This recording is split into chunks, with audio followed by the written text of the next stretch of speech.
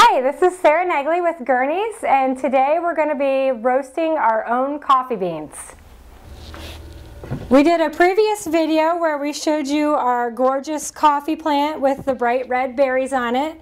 So these berries have been harvested off of that plant, and the first step in the process of turning these into coffee is pulping the berries.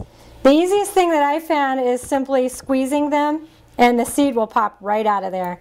They're really slippery. You may lose a few on the floor. When you're done pulping them, you just want to rinse them really well and remove any floating beans and extra pulp.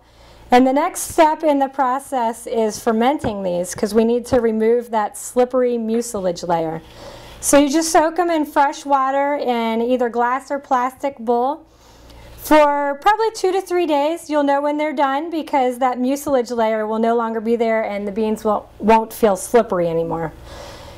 After that, you just want to rinse them really well. And then the beans need to be dried, and that can be done outside in the sunshine or on a sunny windowsill or even in your food dehydrator. I did these in my dehydrator set right around 100 degrees, and it only took a few hours. You'll know when these are done because they'll get this crisp, flaky texture. And the best way that I found to remove that parchment layer is to put these between 2 paper towels. This is the final step before we're ready for roasting. And you can just crack off that outer flaky layer.